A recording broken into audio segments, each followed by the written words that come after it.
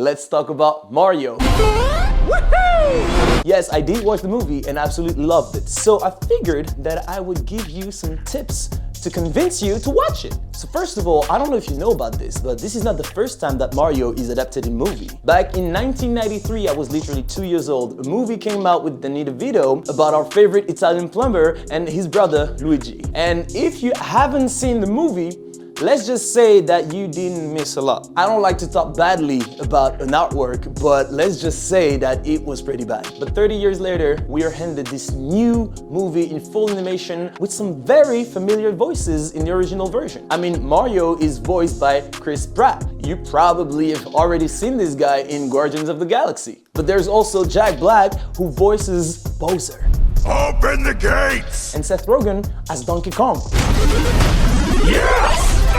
Princess Peach is voiced by Anya Taylor-Joy, who you've seen in Peaky Blinders. Charlie Day voices Luigi, and if you've watched It's Always Sunny in Philadelphia, you definitely know who it is. But most importantly, we are lucky enough to have Charles Martinet, who voiced Mario's dad in the animation movie, but if you didn't know his face, you definitely know his voice. Why? Because he is the OG voice of Mario, Luigi, Wario, Waluigi, and even Baby Mario, Baby Luigi, and even more.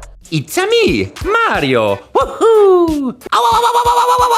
Luigi #1 and Wario, have a rotten day! Yahoo! Yeah, he has done them all. There was, however, a big controversy around a few voices, especially Chris Pratt. Basically, many people were upset that he was voicing Mario, even though the movie was not even out yet. One thing that we have noticed is that Mario doesn't have his traditional, highly pitched voice. And you know what? I think that's a pretty good thing, because hear me out. Are you sure you want to hear that very high voice for an hour and a half? In the dialogue and everything? But you know what? Chris Pratt recently replied in an interview, go watch the movie, we'll talk about it afterwards. And he's right, and there's actually a wink about this original voice in the movie. But Chris Pratt was not the only one in this controversy. A lot of people gave Seth Rogen a hard time as well, saying that he absolutely could not play Donkey Kong. And don't get me started, if you feel like it was supposed to be a black actor, I'm gonna get mad. Yes, real mad, because no, a black actor will not portray a monkey. He easily replied by saying, I have been very clear. I am not a voice actor, but if you want to hear a Donkey Kong that has my voice, I'm all yours. And you know what? You're right. I've said it before. When controversies come out before the movie does, it's actually free promotion. Yes, this film is loaded with nostalgia. You'll realize that there are little pools of nostalgia you forgot about. You know, it's 38 years in the making.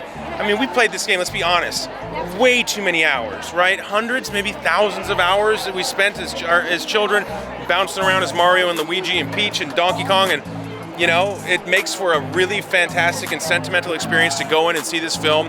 It's loaded with Easter eggs, and even if you've never played the game, you're gonna be introduced to why people have fallen in love with these characters. And I think it's just the beginning. We're gonna make a lot of these, I have a feeling. What does it mean to be the voice of such an iconic global franchise that, you know, like literally everybody has it? Yeah, it's an honor in a sense. I feel very lucky to be in this position and excited to get to share this with my son and the fans. Did he like it? No, what was his reaction? He's not seen it yet. I'm cool dad again, which is good. Yeah, for now. Gracias. Looking back, sir. Looking back, sir. Jack, this way. Yeah, let's go back in the jacket. And Miss. Jack, look at that famous one. They're Italian plumbers, but it's a Japanese company. Born in Japan. Yeah, exactly. And for the most part, you don't know much about Mario and Luigi playing the video games, or Princess Peach, or Wario, or Yoshi, or any of these characters. And so in creating the movie and crafting a 90-minute narrative, we got to help figure all that stuff out. Where are these characters from? What drives them? What motivates them? Who do they want to be? What do they do for a living? And how is that expressed in a 90-minute story? And he's essentially a blue-collar American worker. And when Illumination called and thought I would be right for that role, I was just like, of course I'm gonna do this. I was thrilled. They did a good job with the backstory too, and you get to see some of their home life. Yes. I don't know how much we should say, but like, right. But you get a sneak peek at who these two guys are as brothers and just as where they fit in within their family, which is kind of nice to see. Anyways, go watch the movie. It's available everywhere and it's freaking good. Have a good screening and I will talk to you very, very soon. Until then, make sure to watch real good movies. Peace.